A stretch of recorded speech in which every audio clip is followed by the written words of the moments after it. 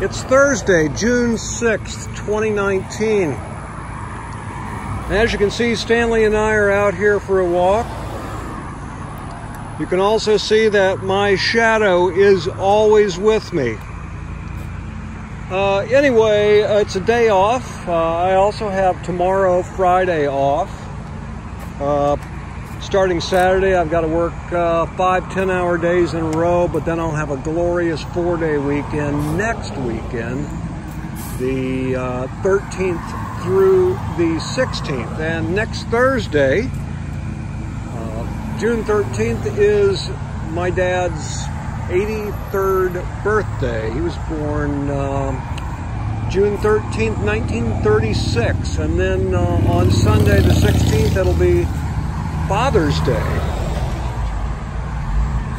Stanley's going to go and get a nice haircut next Saturday the 15th. He's going to go to the groomer at PetSmart. That usually costs me about 80 bucks, but it's well worth it because he's looking kind of a little bit scraggly and kind of poofy right now because he's got too much hair and it's really super hot weather.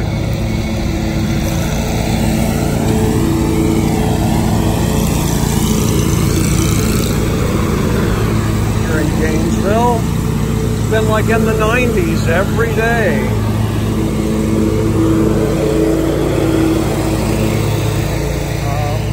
The good thing is that I think we are back into a pattern of having a thunderstorm every evening, which is a good thing because that really cools things down. And after the hot day, and that's kind of the normal pattern in Florida and here in Gainesville, that as the land starts to cool late in the day, that draws the moisture in off of the Gulf of Mexico. And the thunderstorms that we've had the last 2 evenings have been loud. And there's been a lot of thunder booming going on, which Stanley did not enjoy. But lots of rain too, which is a very good thing. For a couple of weeks, toward the end of May and into the beginning here of June, we have had very low humidity, actually very low for Gainesville, that is. I'm talking about like 40% humidity, which is very low for Gainesville. Usually the humidity here is up around 80%, sometimes even 90%. And there were a few days last week where the high temperature of the day nudged up close to 100 degrees Fahrenheit, which is no good, even though it was dry heat. And I got to remember when I'm shooting videos here on my iPhone to not cover up the microphones on the one end of the iPhone. I have a tendency to hold the phone with my right palm on the right side of the phone, and that's where a couple of the microphones are. So hopefully this sounds a little bit better now that I have moved my hand to the bottom of the recorder, the iPhone video recorder. One of the best things about this iPhone is the great photos that it takes and the great high-definition video, which hopefully will, by the time I upload it, you'll still be able to see how nice and high-definition it is. But really, you know, and I can answer some emails on the iPhone, and, you know, I can check the weather and look up stuff on Wikipedia and check and see what's going on Facebook and various things like that. I can even make orders for stuff on Amazon, but there are some things that are still just too difficult to do on a smartphone, and I have to wait till I get home to my desktop computer. I know that there are a lot of people who live almost exclusively with a smartphone and or maybe a tablet, but I don't know how they do it. I couldn't really get anything done with just a smartphone. I really got to have a desktop computer to get very much done. Of course, what I'm doing is rather intensive in a lot of ways, setting up articles and processing audio and video, stuff like that. So, not really sure what I'm going to do the rest of the day. Last evening I watched the first 3 films in a Kenneth Anger 2 DVD set that I recently purchased. I think it's the Magic Lantern Cycle. And I've been reading about Kenneth Anger over the years quite a lot here and there, and I'm familiar at least with his reputation. And I did read his book Hollywood Babylon, which I found to be amusing. But I've never actually seen some of his films, so, you know, I was feeling kind of illiterate. There's a lot of stuff I haven't checked out in my life, and a lot of stuff that other people consider to be essential cinema and essential music. But it's important to remember, if you care, that for maybe, 30 years, 25 to 30 years, I literally listened to nothing except music that I received from friends that they had themselves created. Didn't spend a lot of time listening to commercial pop music or even more popular underground things. And by popular, I'm talking about Nurse with Wound and Controlled Bleeding and Current 93 and, Soviet France and those offshoots from Soviet France.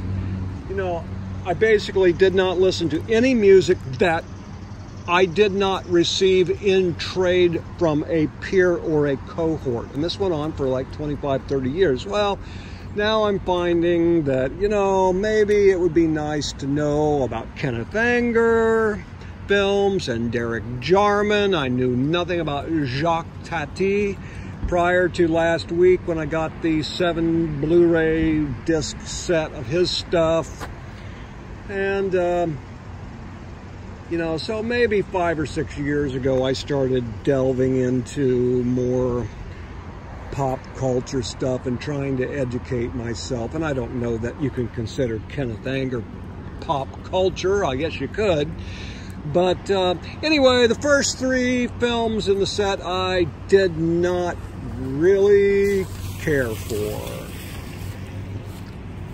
I don't remember the name of the first one, but it had something to do with sailors. And some guy getting brutally beaten by the sailors in some kind of weird erotic fantasy mixed with violence type thing. And then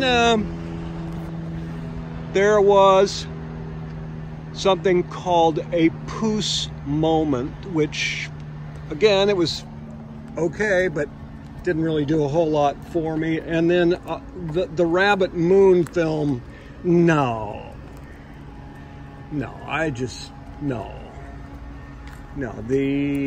all the kind of harlequin / clown makeup with the very stylized set, and then basically the only sound on the soundtrack is old doo-wop records. No. So I'm hoping that the further on I get in the Kenneth Anger set, the more I'm going to enjoy it. I'm thinking I will. I do recognize titles like Custom Car Commandos and Inauguration of the Pleasure Dome, and I've actually read about those films, so I'm looking forward to those, but I'll be looking at those a little bit later today after I get done walking Stanley here in a bit.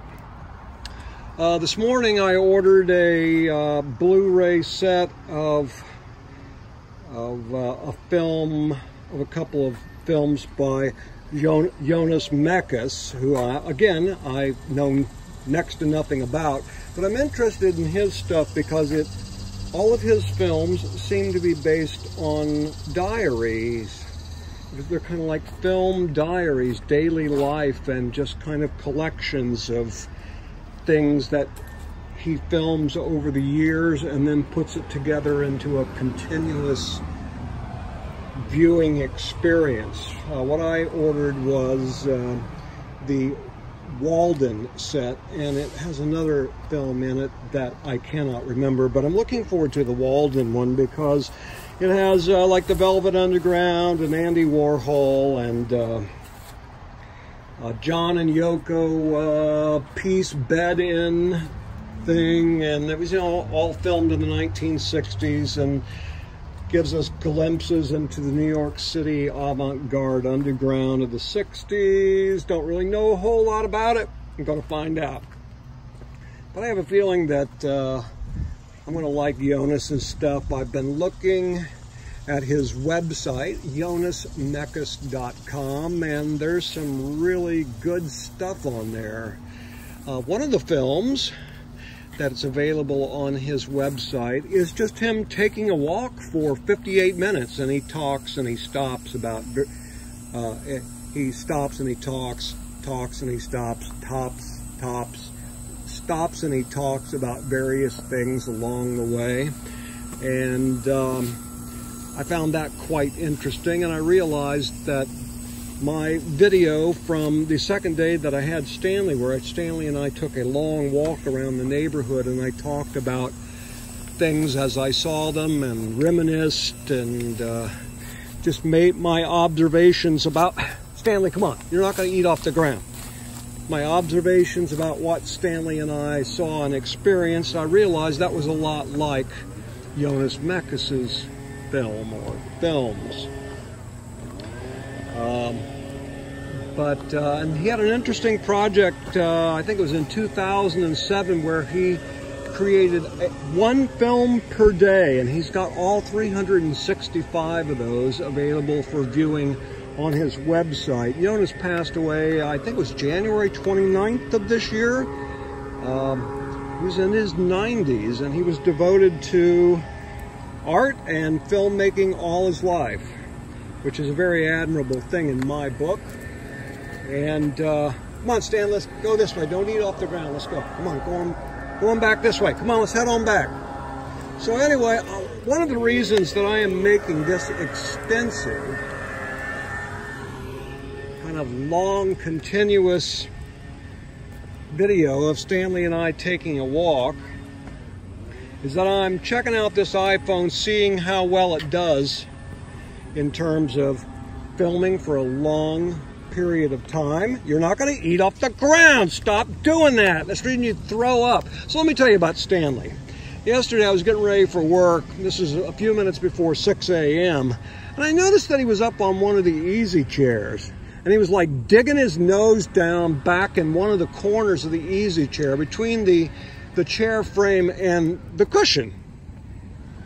And I'm like, what in the hell is he doing? So I go, and he kept doing it, and I just thought, oh, he's just scratching his nose or something like that. And I thought, what in the hell is he doing?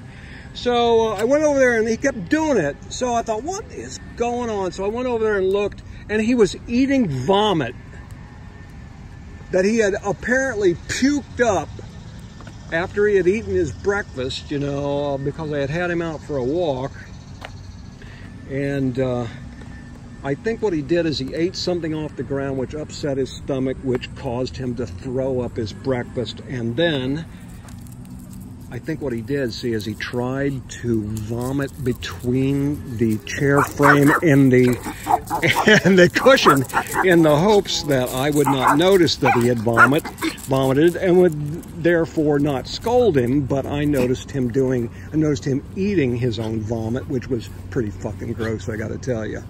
But in any case, so I had to pull the cushion up out of the chair, and try to wash off the vomit. And then I had to take some paper towels and sop up the rest of the vomit that had seeped down into the chair frame.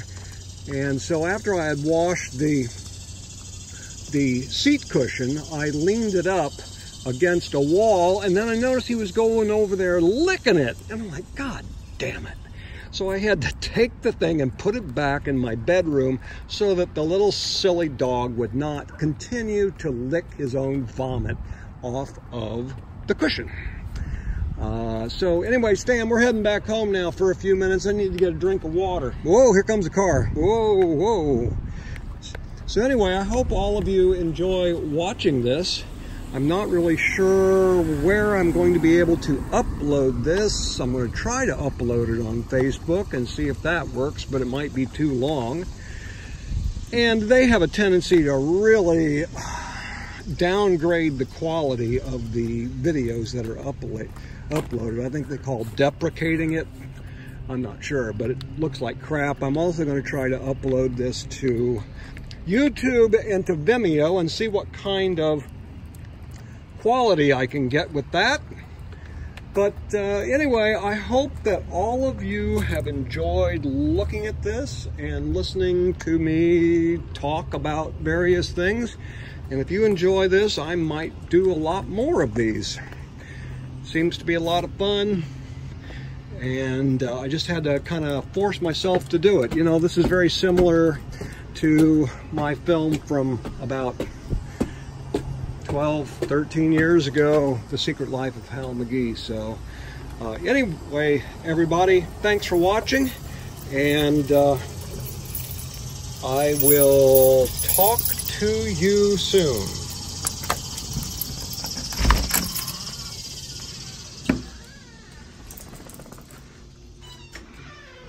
Come back here so I can take your leash off. Come here.